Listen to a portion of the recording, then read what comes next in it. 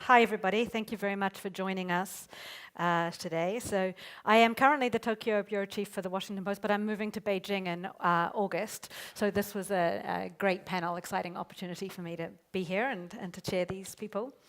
So the title or the subject of this discussion is about China's One Belt, One Road initiative and the role that it's playing in the world economy, and we'll focus a lot on how that is viewed in the region here.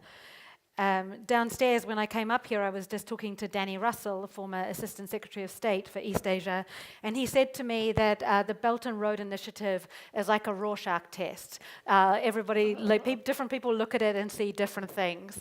So I'm looking forward to a good discussion today of all the various things that we see here. And I did promise Danny I would credit him with that line, so I'm not plagiarizing that.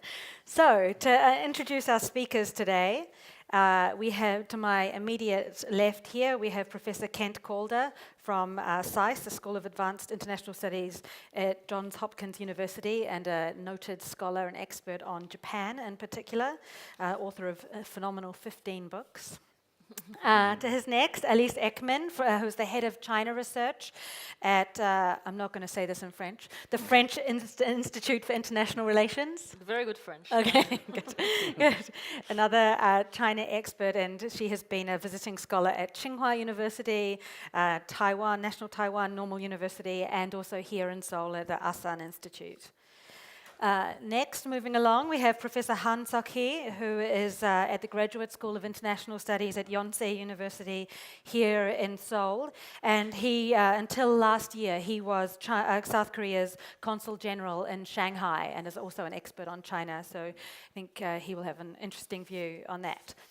Moving along, we have Scott Snyder, who's well known to everyone in Korea as the head of the US Korea program and the chair of the Korea Studies Department at CFR, Council on Foreign Relations in Washington, and the author of a great book, South Korea at a Crossroads, which I'll just give a little plug right here.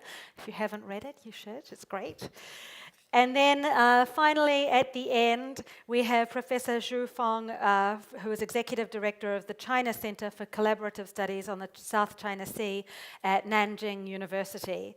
And he is our lone person from China on the panel, and I've just said we'll try not to beat up on him too much during this discussion. But I would really like this to be kind of as informal and engaging as possible. So what I've asked is for every person here will speak for about 5 minutes to just lay out how they see the Belt and Road Initiative unfolding, this incredibly ambitious project, like $1 trillion across 70 countries, infrastructure project that, you know, over the last few years, we've seen Xi Jinping really style himself as the champion of globalization and the liberal economic order, at the same time as we've seen, obviously, this trend in the White House and in the US away from this to a more protectionist stance. So one person looking at this Rorschach test could see this initiative from China about infrastructure and economic growth, sharing the development. Other people may look at this and see China pursuing this as a way to have influence across the globe and to see not only economic goals in this, but also political and security-related goals in this. So to start off, I'll just go along the row and ask each person to just give their initial thoughts on how this issue is looking. I think the Rorschach idea is a very interesting way to present it. The only question is, where is each of us ultimately coming from? I've spent 11 years in Japan, and I'm a Japan specialist, but I did a book a few years ago, 2012, called The New Continentalism, looking at the ways that the collapse of the Soviet Union and China's modernizations would create a much more open and interactive Eurasia that would be, that would have a very different character than the Eurasia of the past. And about 18 months later, of course, President Xi announced the Belt and Road. And I've been spending a fair amount of time in China as well, more recently. And my sense is, first, to think about the Belt and Road, you have to look at the map. You have to look at the centrality that China has within the land side of Eurasia, more the populated and the economically viable portion of Asia. Now, certain countries like India and to some extent Japan, of course, are more isolated and they don't feel the impact of a transformation on the continent. But I think that's a fundamental element that will influence the future and give it if China itself grows, the continent of Eurasia as a whole becomes transformed. 2/3 of the distance to the Strait of Hormuz from Beijing is inside China. Half of the way between Shanghai and the borders of the European Union is inside China. It has a powerful impact in transforming the continent. Also, I think the distributive orientation, roads and bridges, and it has what I guess conventionally one might call public works, pork barrel, whatever you want to call it. But those are distributive benefits that are relatively concrete, that mean something to politicians. So again, there's a power that flows from that. We've seen the ways that it has gone too far. We've seen the Hambantottas and the Sri Lanka deals and this sort of thing and all the debt that was accrued. And no doubt that will create some backlash and also some constraints. But broadly speaking, I think just given the location of China itself, given the geography of the Eurasian continent, the land side of Belt and Road has an underlying logic and power in the world beyond the collapse of the Soviet Union.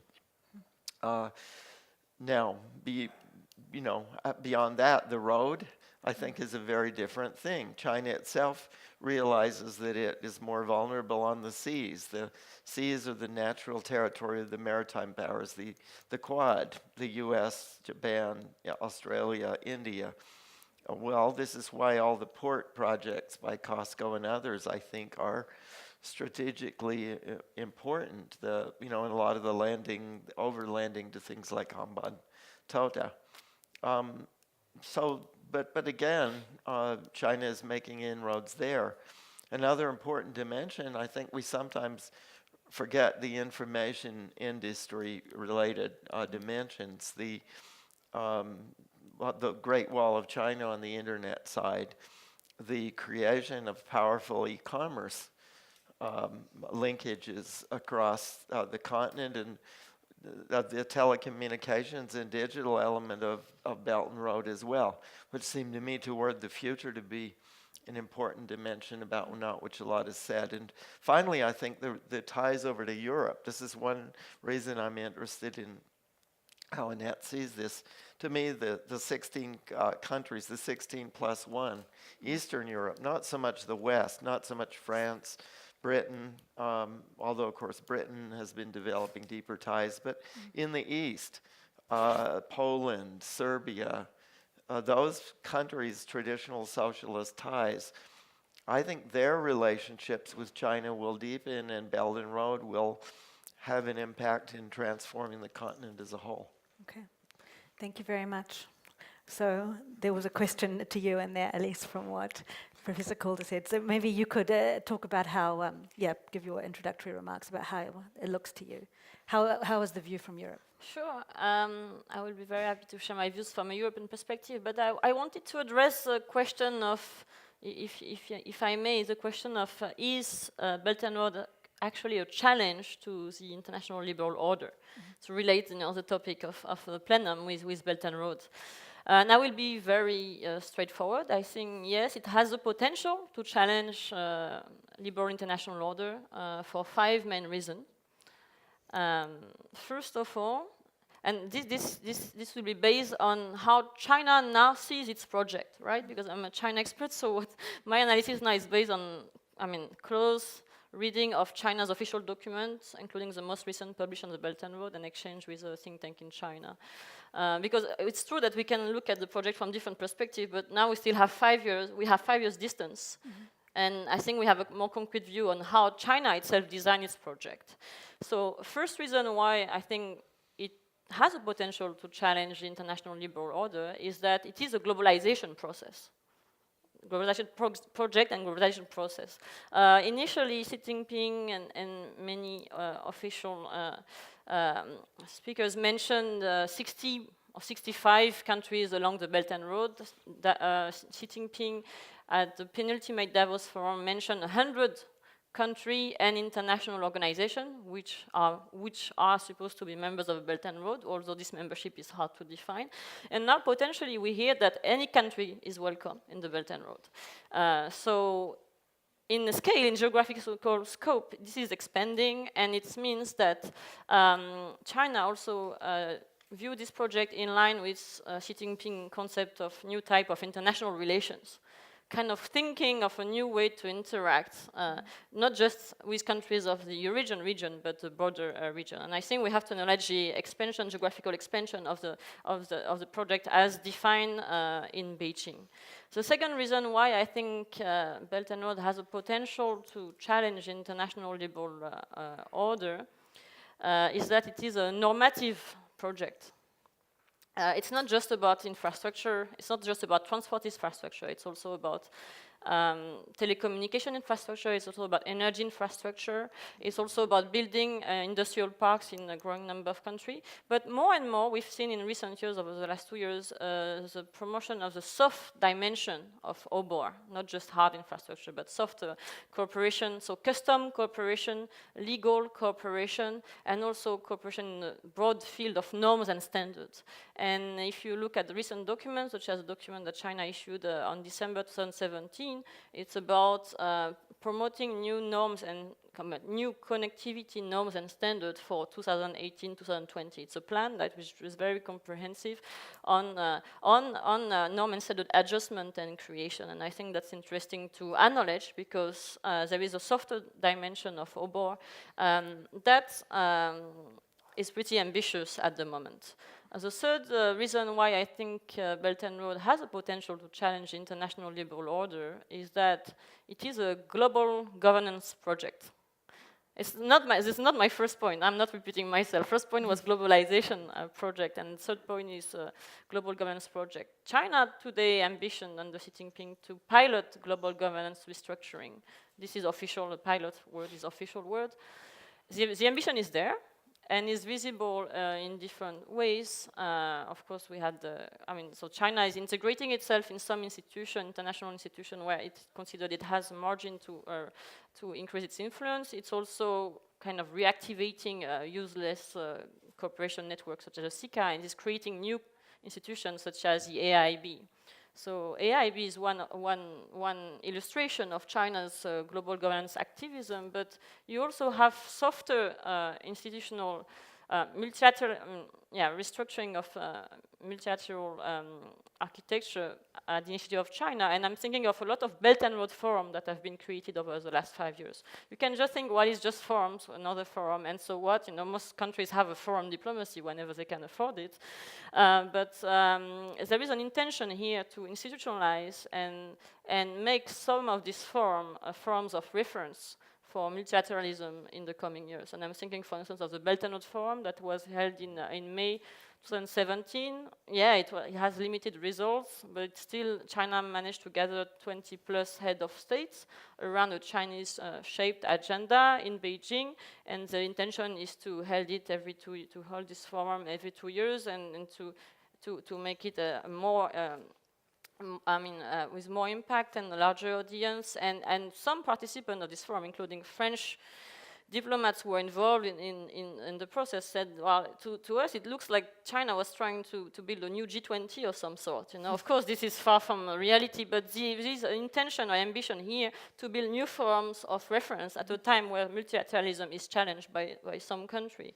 So I think we should acknowledge this dimension, take into account China's global governance restructuring ambition. The fourth reason why I think Belt and Road has a potential, I'm still thinking about potential for Q&A, we can debate about the actual impact, but the potential to restructure international liberal order is that Belt and Road is also a national governance project. And actually, when you hear Chinese think tanks, they say that global governance is also a matter of national governance, and that China, given its economic success, is a good example from which countries can learn from. China is not talking about China model. I mean, Chinese officials are not talking about China model, but more about China solution or China experience. And this experience is also promoted through diversity of formats. So it's about also infrastructure development project, but it's also through training programs of officials abroad. It's also through scholarship. It's also through a package that is often and more labeled as Belt and Road, which present China as an example to learn from, and also who sometimes does not hesitate to underline the perceived from Beijing weaknesses of liberal democracies. And I think I'm very confident to underline this because we really entered into a communication war on this, and Belt and Road is one, as a public diplomacy tool, is one of the channels where China is promoting a new form of national governance based on a strong state, able to make rapid decisions, and most of all to provide economic growth at a time where some countries in Europe or in other regions are facing economic difficulties. And my fifth point, or the fifth reason why I think Belt and Road has a potential to challenge liberal international order is that China is not alone in the promotion of this alternative global governance and national governance framework. We mentioned Russia in the plenary session earlier. I think we should not underestimate the rapprochement between China and Russia for several reasons. And also the shared view of a post-Western architecture, or at least there is a shared view that the current architecture has been illegitimately developed by Western powers, and it's time now to develop not only a post-Western global governance architecture, but also a post-US alliance, a post-alliance architecture. And also, I think, so that was more on global governance. I think China has supported in its initiative to promote a new global governance architecture, but also China has received some positive feedback when it is promoting an alternative model of national governance. In countries which are unsure about their reform, which are in transition, they're unsure about the development model, but also their political model, China appears more and more appealing. You know? And I'm not saying this from a French perspective, but from conferences and meetings that took place in other parts of the world, such as in North Africa, for instance. I had a conference in Tunisia on Belt and Road. And you know, when you have a country which is proposing to help this country may, in a country where, you know, everything, you know, you're facing a difficult economic situation, political transition, when you have a country which is proposing to help, maybe this country through investment, but not only, can channel progressively a country in transition, or a country which is does not know where to head towards a direction that is following China's direction in terms not just of economic development, meaning having industrial park, etc., but also in terms of political structure. So my conclusion, and I know that I'm already over 5 minutes, but I think we have to acknowledge now that we really entered a period of strong, very strong competition of model of development and political system. And I'm saying this based on analysis of China's ambition in the field and China's willingness to promote an alternative development model and political system in the world. I think we need to acknowledge this competition, and also we need to clarify the terms of the competition. What do we mean by internet? What do we mean by multilateralism? What do we mean by free trade? All these are words that China is using, but with a different definition attached to it. And if we don't clarify it, the terms of multilateral, debates will change without changing a single word. Okay. Great, thank you very much. There are many points for us to pick up on in the discussion part of this. I'll pass over now to Professor Han. Sure. So is One Belt, One Road a threat to the international liberal order? Yeah, I'm not a specialist of one road, one belt, one road system, but I try to comment on my perspective based on my research trip. Recently, I went to China and I visited Beijing and Changchun, and I just contact with a number of specialists and researchers on this topic. Uh, my idea is, although Chinese One Belt One Road project initiative is implemented with grand amount of money they invested and grand scale and the content concerning countries are too many, but it has some problem they are facing right now. Now they are in adjust period. So I try to point out several problems in domestically and internationally. My first point of domestic problem would be domestic consensus lacking. Usually, if China wants to implement any initiative or any project, then they need to get through a certain period of discussion or debate period, and then those kind of debate would draw upon consensus. But this Belt and Road Initiative, before they reaching to the consensus, they put the Belt and Road Initiative into constitution. So Chinese scholars and specialists, they just stop developing their own consensus. Now, on the surface, Chinese government says that, oh, we draw the consensus, but actually there is perfunctory consensus in the underground. There are still controversies are still going around.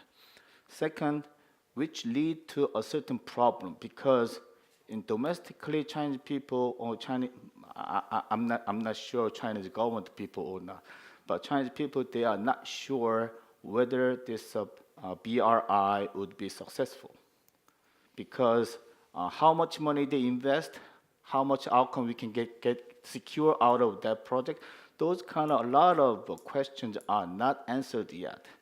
So many people, they are still, they know that BRI is on the constitution, so BRI will continue even after the retirement of Xi Jinping. It will be there. But the content and what the implementation style would not be defined yet. So if I say that there's no defining blueprint, there is no specific discrete strategy, and it is not a Marshall Plan. So that's the second problem. Third problem is changes in official title. When China started the BRI, Belt and Road Initiative, they tried to use Belt and Road Initiative. But after some time, they tried to change that to strategy.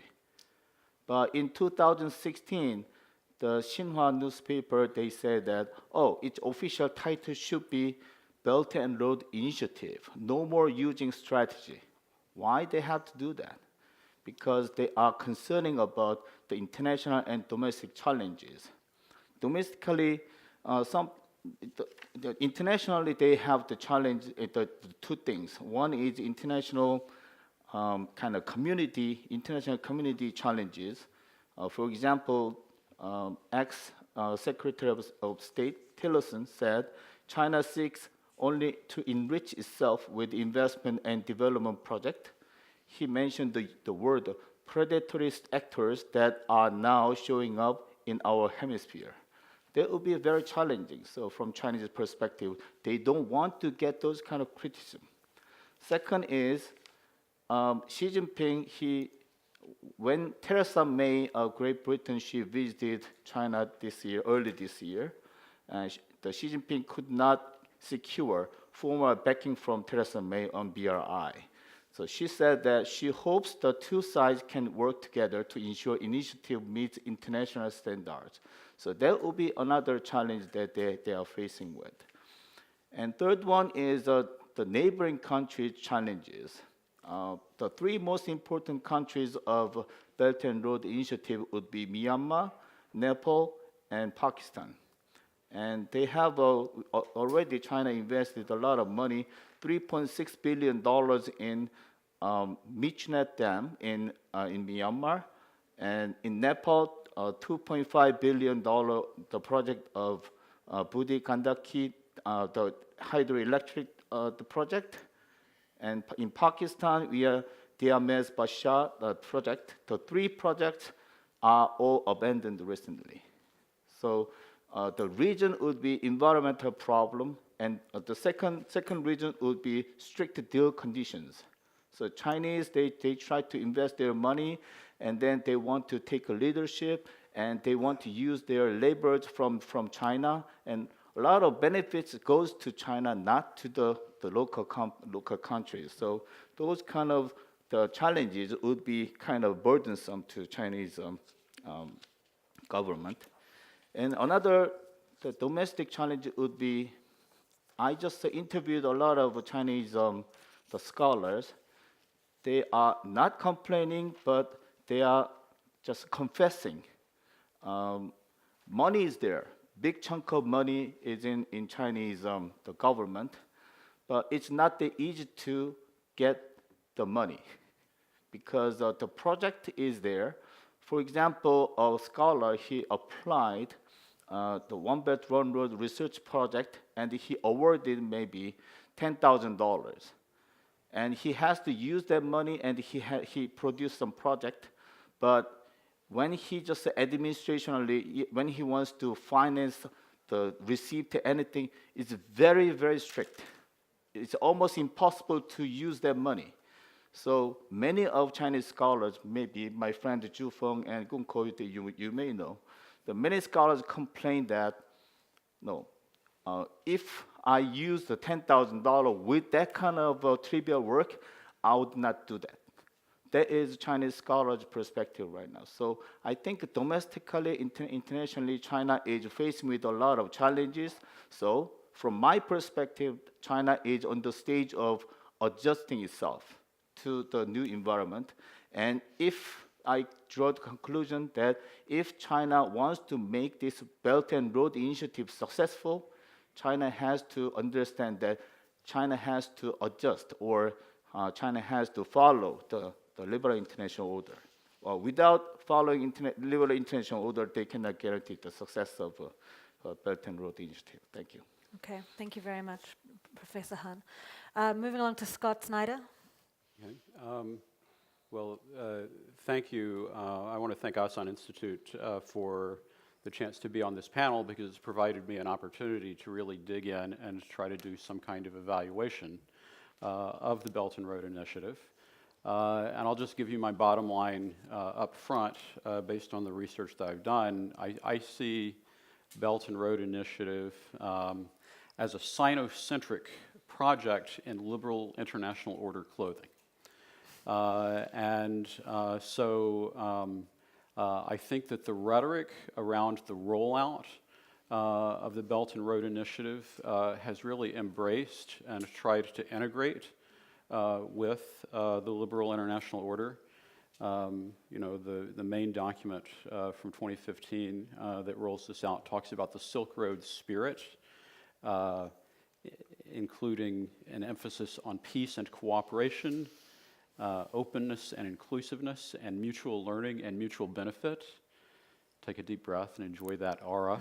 But at the same time, there's a dark side, I think, related to Chinese leverage, subordination of partners, and inducement of dependency by partners on others.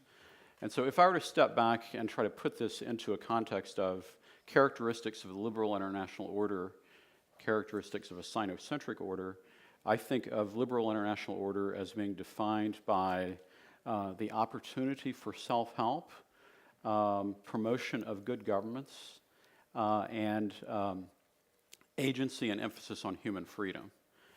And of course, as was referenced this morning, there's also an element of American exceptionalism that is, I think, at the root of the liberal international order.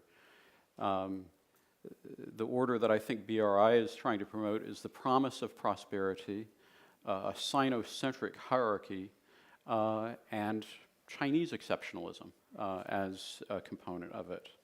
And so if I were to evaluate the main cooperation priorities that the BRI lists, there are 5 characteristics, 5 priorities. The first is policy coordination. This involves trying to strengthen coordination between the Chinese government and counterpart governments, but it feels very Sino-centric because it puts Beijing at the center of decision-making processes related to infrastructure in the region. The second priority is facilities connectivity in many different dimensions, but in practice, it looks like a state-directed connectivity project that relies a lot on Chinese state-owned enterprises in order to carry out and expand a lot of those efforts. In some ways, it feels like Chinese state-led development going regional, if not global. The third priority is about unimpeded trade, especially in sectors like agriculture, resource development, energy security, and emerging industries. And it talks about increased efficiency, but it's efficiency of what is really a China-centered supply chain. And I think the key question to ask, there, as Sukhee referred to, what are the trade benefit distribution? How does that look in terms of China versus partners? And then the fourth priority is about financial integration.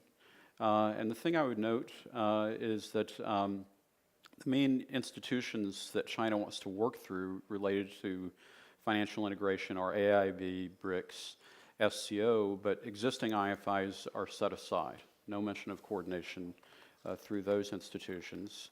But maybe most seriously, we have the emerging examples of what has been referred to as debt trap diplomacy. And the Sri Lankan port is really the main example of that.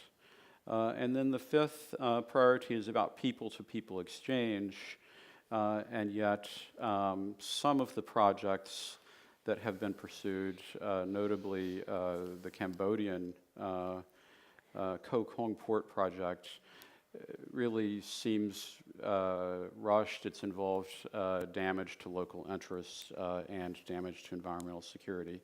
And I would just highlight in that context a brand new report from C4ADS that just came out last week called Harbored Ambitions that I think perhaps provides the best explication of the strategic elements of the dark side of this particular project. The good news is we have these examples and it can evolve, and we'll have to see what it looks like in the future. But my assessment at present is that despite the good words, dig under the surface and there is a dark side. Great, thank you very much, Scott. And now last at the end there, we're turning to Professor Feng. Okay, so thanks a lot for inviting me here. It's truly my bigger pleasure. I think the Belt and Road session will be very big, deeper of what's the Chinese strategic motive behind that, how it will be extending.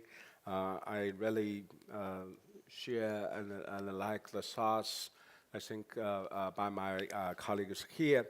But I have to tell you truth, when the outside or the West take the Belt and Road initiative more seriously, I consider that kind of academic or policy input to BRI is truly laughable.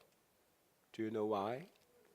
BRI is some sort of a Chinese ground strategy.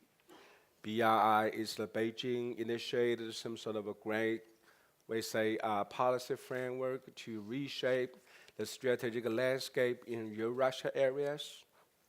As I know, they are totally not. The reason is, under what conditions the BRI initiative was made. The reason very simple. Back to 1912 and 1911, 1912, the Beijing really got stuck in the oversupply of the manufacturing production in domestic China. So we needed to outsource such an oversupplied manufacturing capability. Then someone suggests, let's just outsource such a manufacturing capacity to the China's peripheral areas. Then there's another colleague also sponsored, for example, look at China's geopolitical complexity where simultaneously sea country and the continental country. So we can overextend in two ways. One is by land, other is by sea.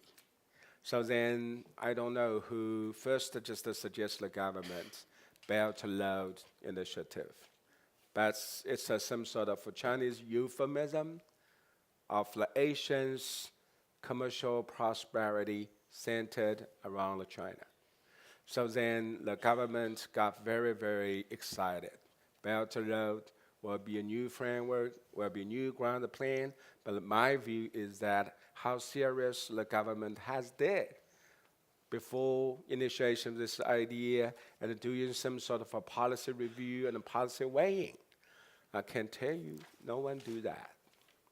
So then from the beginning, I was one of the quite a few Chinese who is so critical to the BRI initiative because I'm a professor of international relations. Looking back, past the 4 decades of international history, every time a power launched some sort of overseas commercial expansionist plan, how did this power suffer?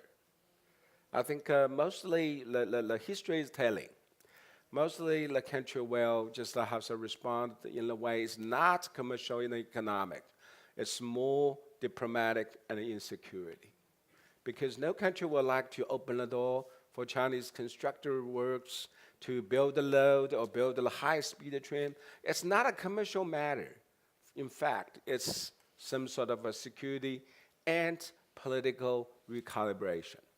But I have to tell you, Beijing is totally blind to some sort of such a very complicated implications of a Belt and Road Initiative, which is a very simple-minded and believing it's the China's warm outreach to our neighbor. It's a Chinese, some sort of, we say, well-motivated projection of the Chinese generosity because President Xi always declare, we welcome our neighbors to take a ride of the China's economic development. Most important thing is we're really blind to cultural and social diversities around some sort of a belt road areas. So then, to be honest, I don't think the Belt and Road Initiative from beginning is a grand design. I also don't think the Belt and Road Initiative is some sort of a Chinese, a long, we say, weighing and a very carefully calculated policy leverage will to what? To tout the Sinocentric word system? Don't overestimate Beijing. Over Belt and Road Initiative. Okay, yeah, I did a lot of investigation to those Belt and Road Initiative involved Chinese companies, enterprises. Then I have some sort of essential finding I would like to share with you. There's 3 categories of, we say, very important barriers, which now is working to probably block the Belt and Road Initiative from extending overseas. First, it's cultural and social barriers. You know, China is very, very materialistic. You know, the American slum, the proverb, every penny has power. No peoples will be well echoing these American words. China is always working hard, saving the money, just longing for a better life. That kind of Chinese hard-working spirituality creates the China's miracle economic takeoff. But the problem is, such a Chinese culture will not just easily duplicated and also could be very, very spontaneously transplanted overseas. So then we will see the Belt and Road Initiative really hit the biggest snag in Central Asia. When the Chinese government officials and enterprise people come to the Central Asia, knock on the door, and they say, let's cooperating. Then we will get you rich and more wealthy.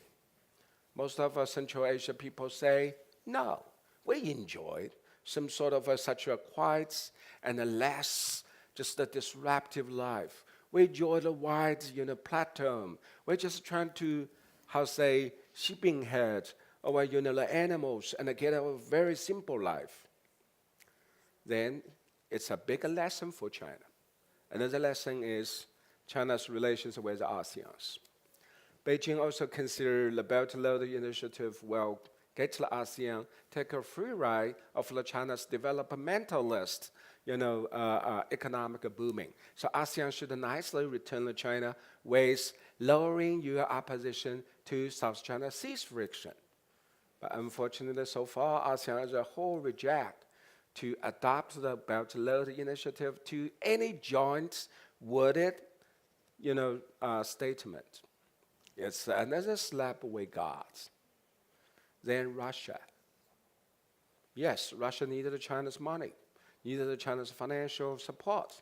But you can imagine China could invest some sort of high-speed road across the Siberia and connecting the European Russia and Asian Russia. The problem is, who will take the high-speed road? And the Russia's people could just afford to buy the high-speed trains ticket, given some sort of Far East economic scammering. So there's a lot of frustration, but mostly came from social and cultural, we say, diversity and even some mismatch. Because China say, well, we'll get you rich. But many people say, no, I don't want to as rich as you. We're just trying to keep our lifetime intact. Second barrier, it's a diplomatic and a security barrier. For example, India people got very pissed off. They considered China will build, the oil pipeline through the Kashmir. It's a disputed area between Pakistan and India. So India people got very, very angry. They said, no, well, we're not. Just get aboard the Belt and Road Initiative. Beijing has no way to respond. Then last barrier, of course, it's a financial and fiscal barrier. Yes, in the first 3 years, we did a lot of investment. But now we got pinched because Chinese people very, very unhappy. The government couldn't just waste of money, and on the other hand, just keeping what? Ignorant to the Chinese such a remote areas, very poor positions for school children, for farmers. So then there's a growing domestic pressures and opposition as well. So then let me come to my conclusion. Belt and Road Initiative is good. It's reflecting Beijing's self-fulfilling assumption, how we can just be nice to the world. But I have to say, in terms of a design, in terms of very essential, conducting, it's really, some sort of, we say, poorly, just configured and very untactically conducted. Now we got to taste the bitter. So I see the political aspiration of the Belt and Road Initiative got to tie down rather than tie it up. I also can just feel very strongly some sort of political enthusiasm for the Belt and Road Initiative now is fading. It's not just beefing up. But anyway, I also see it's a really, very important lesson China should take in mind. When we are rising power, we also needed to learn how to be a smart rising power. So yes, a lot of people say China squandered a lot of money. It's some sort of learning charge. Then we got pain. Let me stop here. Okay, thank you very much, Dr. Xu. There's certainly a lot in there for us to pick up and talk about. Thank you very much. So let me start. You talked about China's warm outreach to the world, but also this dissatisfaction at home about how the initiative has unfolded. Can you give us an example of one success story so far, 5 years in, from the Belt and Road Initiative? One place or one project where it is working and is having a positive impact? Okay, so yes, we also have a positive impact. For example, it's pulling closer China-African economic and commercial relationship. Then if you go to the Ethiopia, you could even Uganda, and yeah, they say the Chinese commercial presence is truly growing very, very fast. Then the China's commercial engagement help just most of our African countries just how say get on the economic development. So then I have to say the most important contributions that China made so far is we really, really did a great job to the global economic prosperity. No one could deny that kind of a positive factors. The second, I think it's very important. I really just take the Belt and Road Initiative very positively as some sort of a new push for the China go to the world. It's a version 3. Why the Belt and Road Initiative is Chinese go to the world version 3? You know, the version 1 of the China go to the world is Deng Xiaoping's very, very brilliant decision to open the door and reform. Then China got to engage the world. The second is also Deng Xiaoping's legacy. He just has brushed aside all opposition and forcing China to enter the WTO. What the WTO entrance specified some sort of a very positive outcome for my country. That means China got to integrate ourselves into the world in terms of norm and in terms of the institutions. Then now it's a high moment for my country to get on or endorse, we say, go to the world point version 3.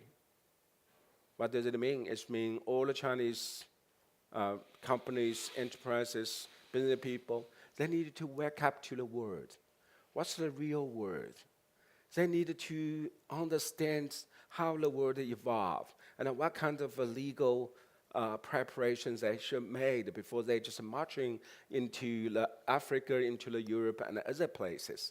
Recently, ZTE case is a very alarming wake-up call for the Chinese. If we couldn't seriously integrate us into the world system in all the terms, particularly legal terms, we will be what? We will be heavily penalized.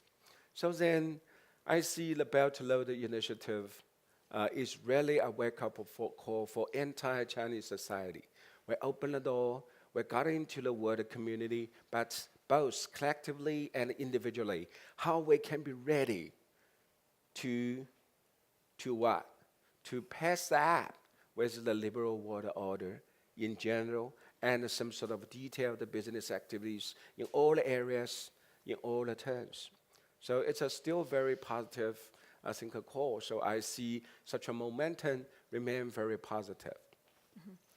Okay, so you're contending here that there is this positive start, but so much of this discussion has been about the dark side, as Scott Snyder put it there. And recently I went on a reporting trip to Cambodia, and I went out to Sihanoukville, and there it was all dark side. I think that yes. Obviously this is an area, and to go back to Elise Ekman's point about politically appealing to some governments, this is an area that was desperate for foreign investment to develop. Now, all of the signs in Sihanoukville practically are all in Mandarin. There's a lot of very palpable resentment there about the way that Chinese investors have come in and have forced out locals, priced out locals, and have not created any jobs or created any infrastructure there for the local people. They haven't upgraded the plumbing or the roads or anything that would have any benefit or created any good jobs for locals there. But at the same time, it's politically appealing for Hun Sen, who is not going in the direction of the international liberal order, who is happy to take Chinese money and even accept Chinese election monitors, funnily enough, in the upcoming July elections there, because it does not come with the kind of political strings attached that the European Union or the United States would attach to that. So can I ask our panelists here to discuss some of these aspects of the dark side here, and particularly how China is using economic clout to achieve its political and security-related aims across this region. Just very briefly, I think clearly the Hambantota case in Sri Lanka is one. I've been doing a little work on the Bay of Bengal recently, and I think that is quite a clear case. It's the debt trap that Scott Snyder was talking about earlier. There's that. There's cases like you mentioned of the the externalities, that environmental issues, sensitivity to those kind of problems, over a creation of large amounts of debt. In its nature, it seems to me Belt and Road is quite seductive, just in the character, particularly politically seductive. In that it's distributive benefits. They can be divided up. It's not so directly zero sum. In individual cases, it might have that effect, but it can pass benefits around to whatever circle of decision makers is relevant. There's also the element that Annette was talking about paradigm. A success model, which can also, of course, be relatively seductive, and you can use it anywhere in the world.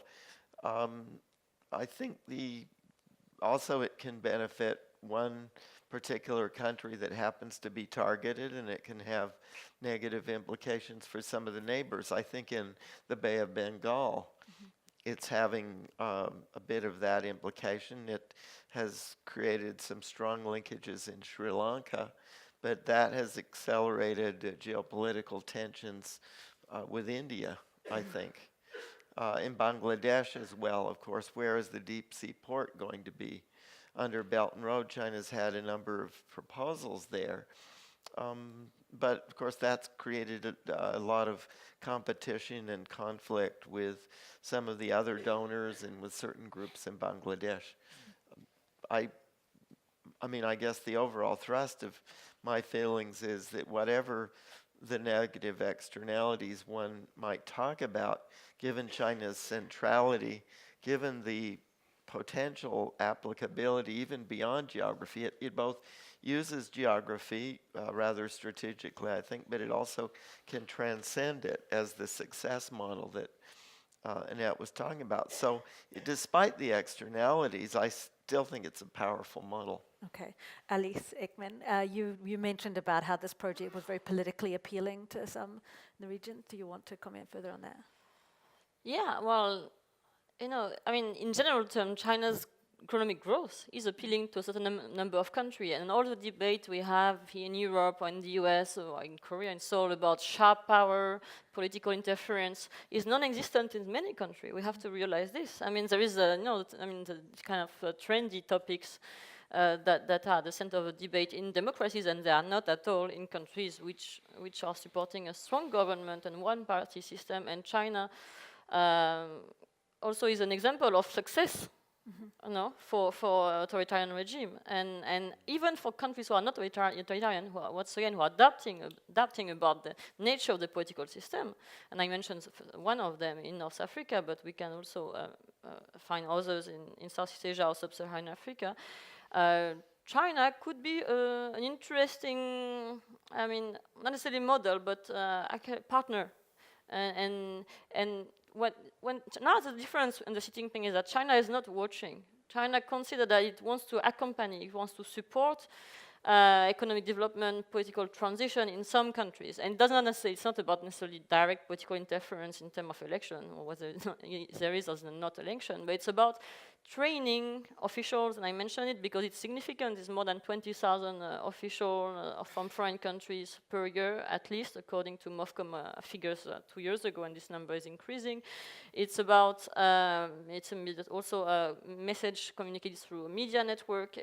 It's about showing, also it's just about investment. The fact that China promotes the development of industrial parks in a specific country consciously or unconsciously orient the development model of this country toward a model that is close to China in its framework, right?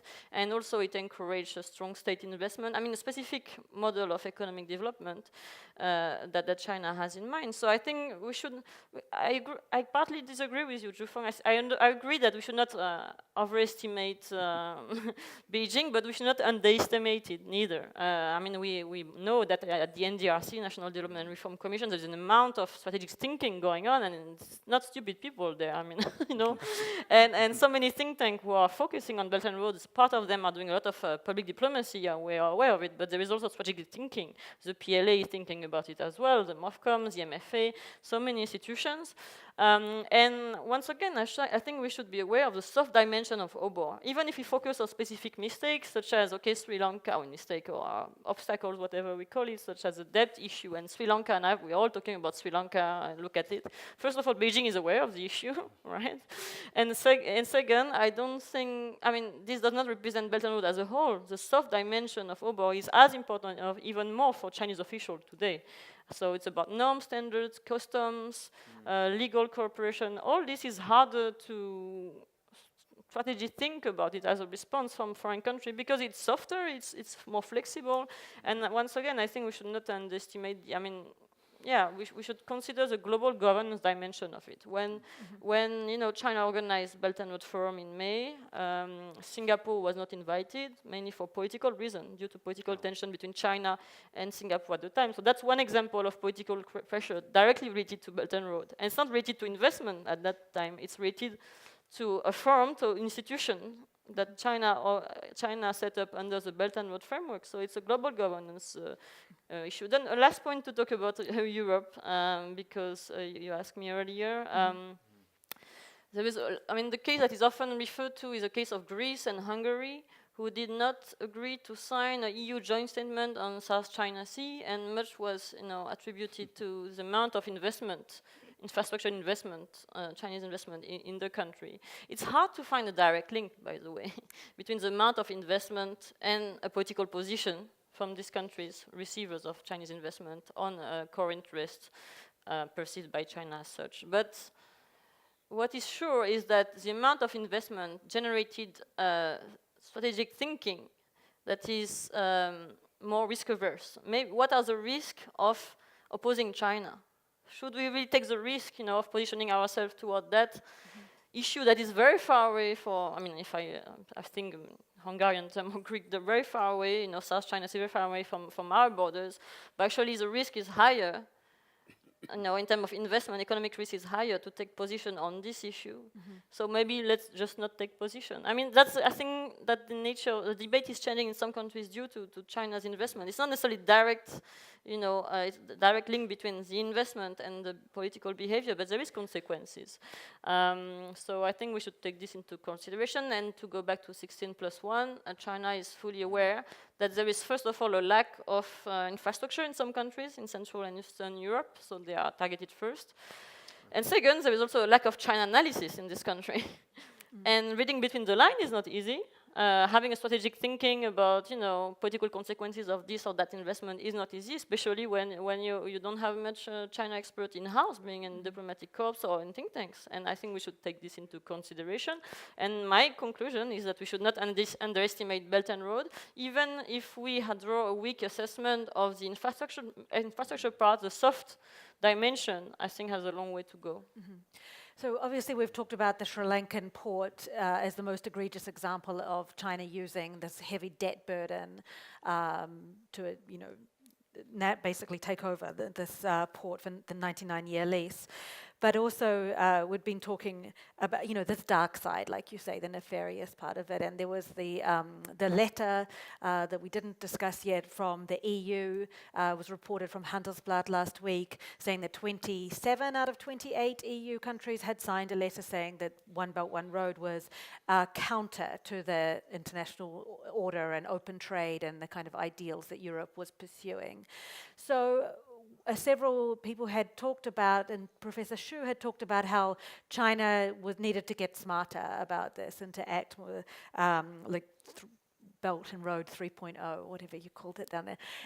Professor Han, do you see any evidence or any sign that China is just going to be more strategic on this to get smarter in terms of winning over international opinion or domestic opinion?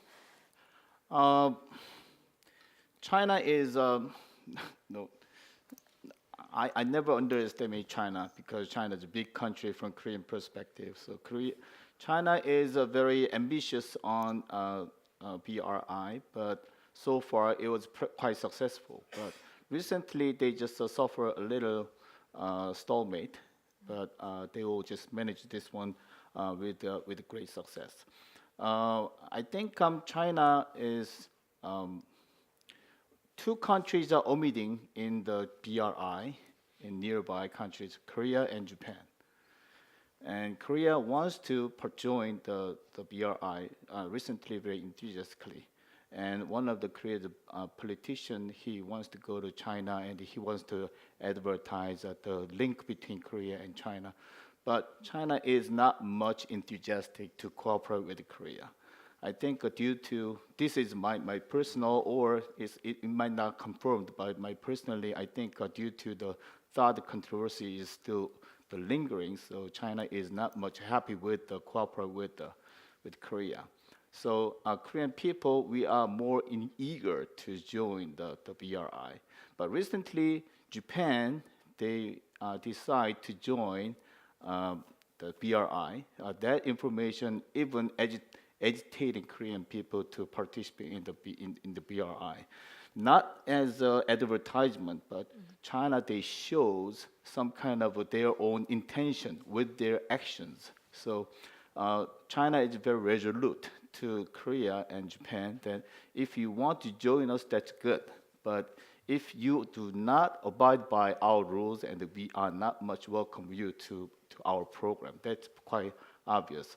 I think I don't want to relate that BRI with thought controversies, but thought controversy is one of the example that how China take advantage of its own economic power to resolve the diplomatic or security issues. So Korean companies and Korean people, we're still suffering from thought controversies. One of the example would be tourism. China is very dexterous to using the tourism as a tool to manipulate other countries. The major target will be Japan, Korea, and Taiwan. And sometimes it goes to Philippines or the other countries. And export-import, the manipulation would be one of the major tools for them to controlling other country. Maybe Norway would be one of the cases. Taiwan, Philippines, Korea, and some Mongolian cases would be one. So I think China is fully utilizing its own power as an economic power and taking advantage of other countries' economic dependency on China. That will be a useful tool to improve its own sphere of influence. Yeah, I get a sense there's a real fear of missing out in our region, and that China and Japan, they've come round on BRI and Japan on AIIB as well, that they don't want to, they have to get on this juggernaut even if they don't like it. Professor Xu, did you want to comment? I'd like to respond a little bit, responding to Professor Han's, the thoughts. I totally agree. That's also another very big controversy we are facing. So then, for example,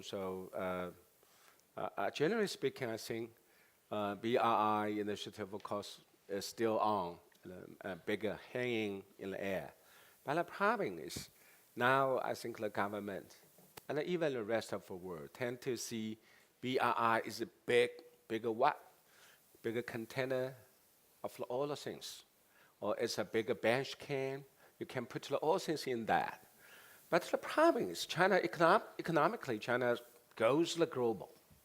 It's an unstoppable reality. So without the initiative, Belt and Road Initiative, China also will keep creeping down to the different areas, economically and commercially.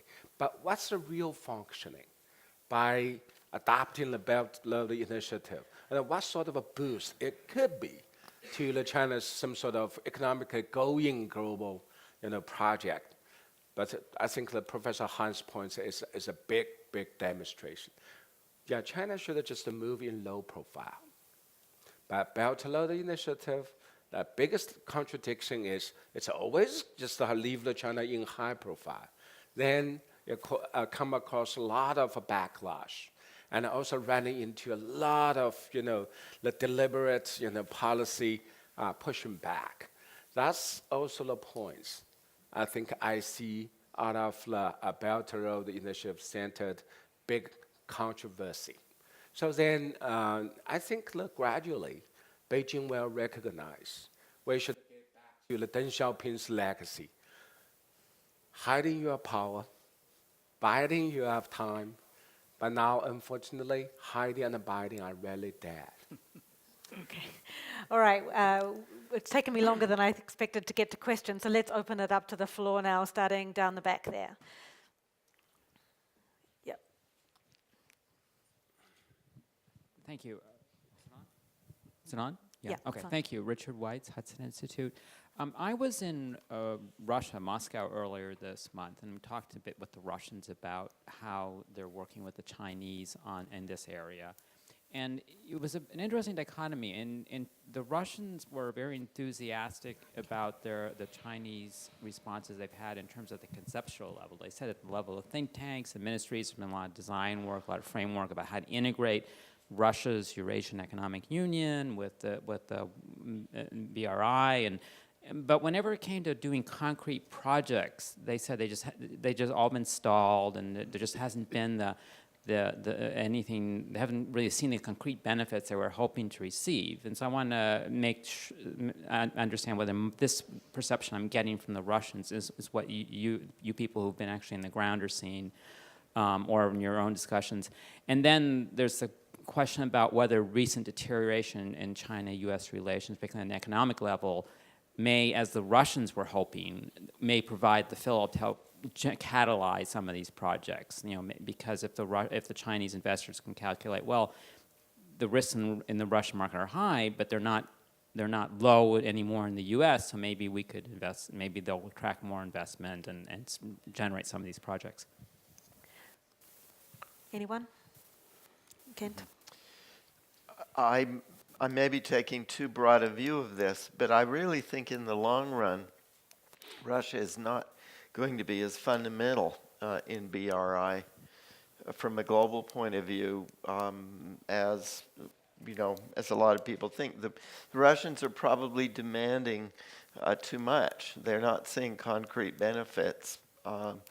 But then ultimately the logic of BRI is the relationship. It's either global standards, global governance, rules and regulations, some of what Annette was talking about, or the broader relationship between China and Europe, to my mind, which in some ways can begin to change the world. Certainly it does in terms of global governance. And Russia, the Eurasian Economic Union is relevant basically as a transit. Russia is a transit zone rather than the fundamental long-term objective. And given declining population, it's true enough that Russia may not be seeing the concrete benefits that it wants to receive, but I wonder if in the long run really it ever will. Partly because I don't think the U.S.-China economic confrontation will take the dimensions that the Russians assume, and also because, as I say, I think the heart of this is the relationship of Europe and China and global governance, and Russia is not central to those. Okay, let's move to another question. Yeah, here, the woman in the purple. I wanted to dig a little bit deeper into Africa and maybe a little bit more on your soft power discussion as well, Elise. China's not the only actor in Africa. Japan has been very active even since the end of the 20th century. So can you talk about some of the maybe other alternatives, or have you looked into maybe some of the competition between Asian actors in places like Africa or in this development narratives? Sure. Yeah. Well, first of all, I want to say that, of course, China is not the only one to have a soft power strategy. Actually, there is a doubt about calling it soft power, by the way, but having an intense public diplomacy. But the simple fact that China is the second largest economy in the world, is appealing to a large number of countries which are in development, and we have to take this into consideration, basic fact. Second, China invests a lot in its communication toward developing and emerging countries in particular, and the talking points that are used are not the same that the one are used towards France, Europe, the US. They are different communication strategy. The channels to promote an alternative development model, although it's not called model, but China solution or China experience, they are numerous. We often focus on Confucius Institute. I think this is not the main channel, and this is overcovered by media sometimes. So the media channel is a significant part. I know CGTN at China, I mean, has like kind of consolidated and united the group of channels to broadcast in local language. In some countries which have a poor media network, local media network, this should not be underestimated, I think, the impact of it. So media, media channel, training channel, as I mentioned, scholarship channel for students, but also for young professionals, forum organizations, regional forum as well. Yeah, FOCAC, you have China Arab State forums. Visits, high-level state visits. I mean, the number of channels are numerous, and sure, as some of you mentioned, there is some backlash from population, especially the criticism related to lack of domestic, local employment, etc. But political elite sometimes see it very differently, also different depending on their own interest. So overall, I wouldn't underestimate China's soft power, because I hear debate of different nature in some African countries than the one I hear in France. And even in France, you have, I mean, I guess in many countries, but you have some members of the political elite who said, yeah, well, actually our democratic system is not so efficient. You know, look at China long-term planning. Actually, it's not that bad. We heard that thing, right? And China does not hesitate to emphasize this efficiency. Keyword is efficiency, in contrast with the so-called lack of efficiency, so perceived lack of efficiency of other countries. Just one point on just to follow up on the Russia question, sure. Is lack of concrete outcomes or concrete project. I think we have the same perception in Europe. Mm-hmm. Because the keyword China's public diplomacy is to come to a country and to say that Belt and Road is complementary to the country's development project or to the country's latest reform. So it will be, Juncker plan, Belt and Road is complementary to Juncker plan, or Belt and Road is complementary to the development strategy of some port of the Mediterranean. And then, of course, it's a talking point that is copy-paste to everyone, but concretely, when you ask, what do you mean? There's not much, answer in front of this. Mm-hmm. So when we ask why China is investing in more than a dozen ports of the Mediterranean Sea, and why they are there is no concrete answer.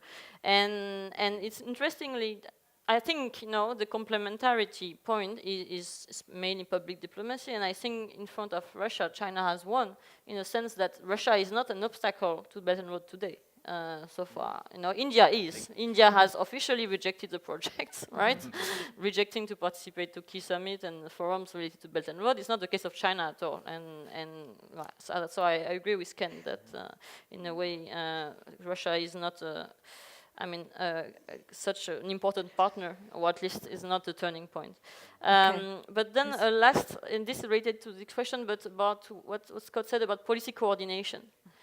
The mere fact that China comes to a country, talks about complementarity, and then asks policy suggestion from country visits, show China, an image of China that is, rather, perceived as a conciliatory or flexible, diplomacy that is ready to learn from other countries. But actually, this is partly to shape public diplomacy, I think, but also it's a way to collect interesting analysis and information in diversity of countries, and to promote regional and bilateral summits and meetings. So I think the policy coordination line is very interesting to follow, because it's rather new keywords in China's diplomacy, but it's also related to global governance ambition, and that's very interesting to follow. Okay, thank you very much, Elise. We had a question in the front here. Did you still want to ask?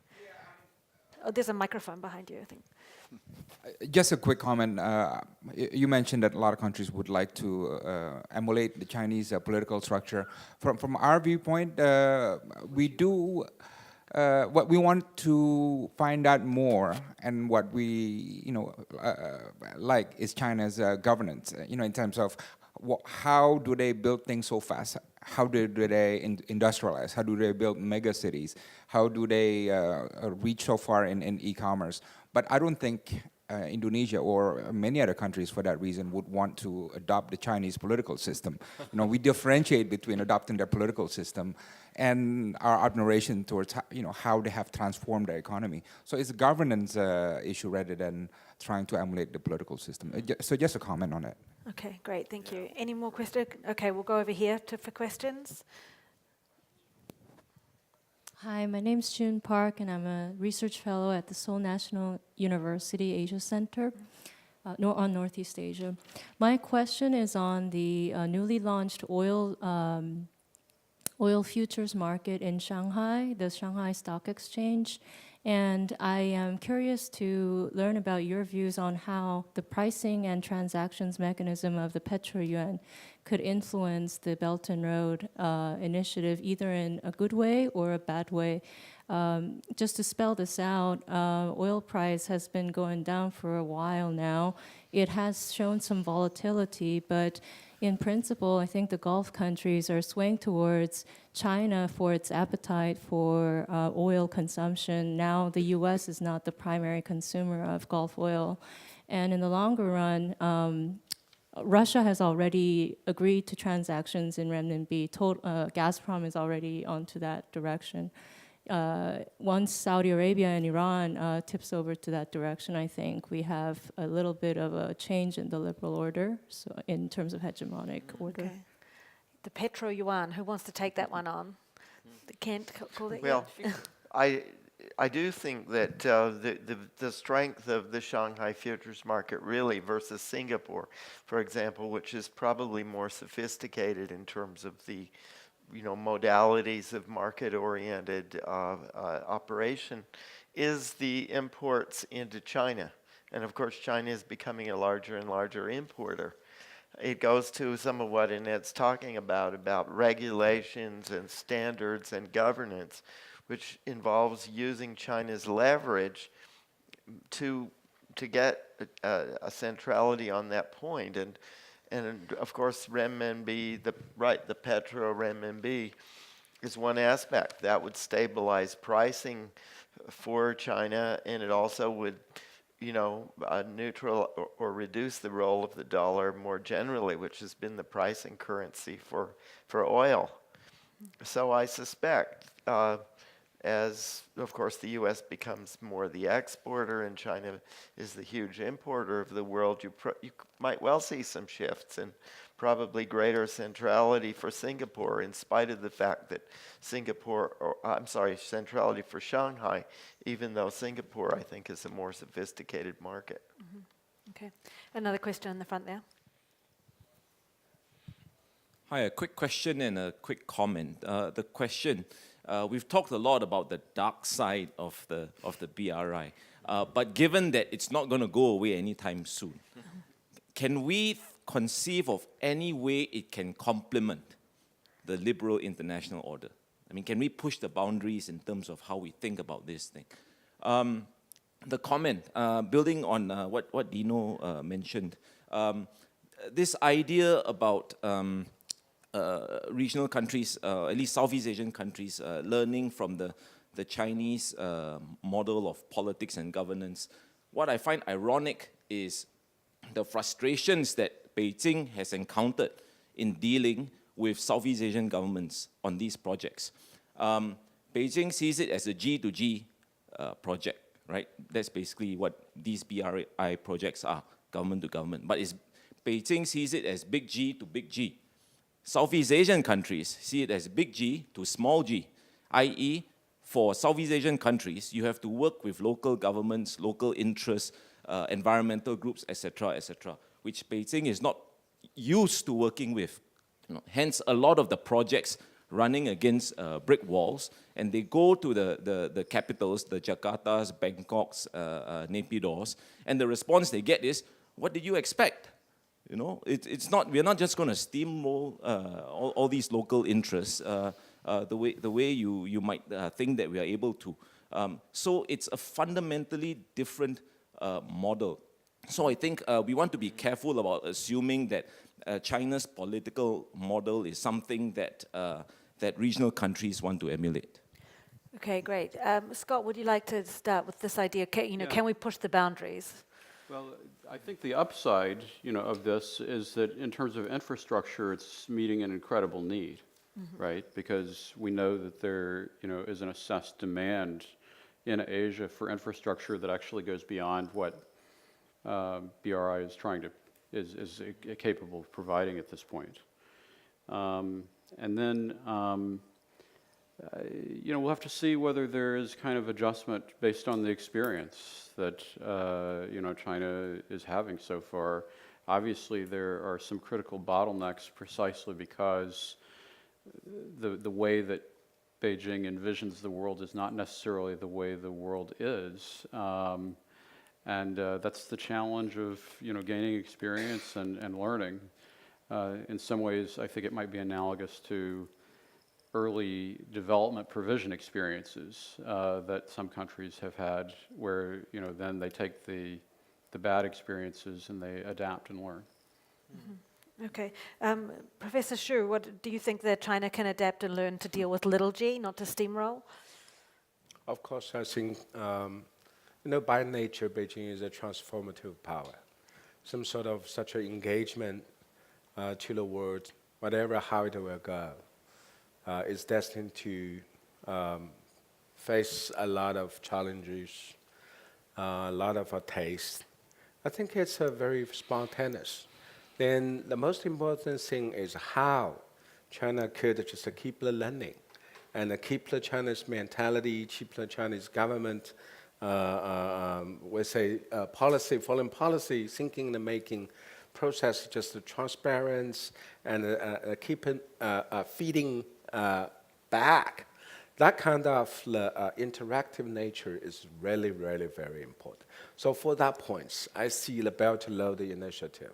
Just I say, is some sort of terrible learning charge, but it's still ultimately proved to be a useful instrument to link China to the world. But last point that I'd like to respond, the emulation of the Chinese model, forgot that. I don't think, even the most of Chinese don't think there is any fixed Chinese model. No, we're still in transition. So what makes the difference between China and the leading power, just like the US, Japan, and the South Korea? You also run through your domestic transition. We're not yet. So even the 90-party Congress reports, it's some sort of historical documents, never mention the words of the China model. But government just very proudly proclaim there is a China plan. What's the China plan? China plan is one of the alternative of the Chinese some sort of peculiarity. It's not just a words like emulation, but it's a words referring to. Thanks. I think, Elise, you wanted to make a comment on that. If we keep it really short, both of you, we can course get one more question in. Of course, there is a debate about the reception of so-called China model in diversity of country, and I'm fully aware of it, and I think it's interesting to acknowledge the diversity of reception. But what is also important to acknowledge is China's ambition under Xi Jinping to promote an alternative model of development and governance. And I insist on this. It's not because Xi Jinping does not mention China model that there is not a willingness to promote this alternative development path. It's a communication adjustment. There was a need not to use China model anymore. The fact that there is a word China experience or China solution, and that it's promoted extensively, and that China presented as an example towards a number of developing countries. That's a fact, and that's more important under Xi Jinping than Hu Jintao. So we can debate about the consequences, but the political ambition is there. Okay, on the question of the BRI as a complement to the liberal order, my mind goes back to Charles Kindleberger and his study of the Great Depression. Every system needs a stabilizer. At the macro level, given the size of China's market, given lending capabilities and so on, in crises of various kinds, could China be the stabilizer? I think that's the complement. I think the key things of compromising between liberal international order and China's BRI would be, China has to abide by what they've said. Synchronize what they've said and what they've done is the key things. What they have, many people, they are not much trust of what China have said is pretty good, but what they do is not much with what they've said. So say and done is synchronized, and many people will find the BRI would be conducive to liberal international order. Okay, great. Thank you so much. I feel like there's still so many things that we didn't get onto the South China Sea or the Philippines or all sorts of different things, but we covered a lot of ground there in a very thought-provoking discussion, I think. And so we'll wrap it up there exactly on time. So thank you very much for your great questions, and thank you to the panelists. This concludes our session on One Belt, One Road. Session 2 on the topic of cybersecurity will begin in this room at 4:30 p.m. Thank you very much.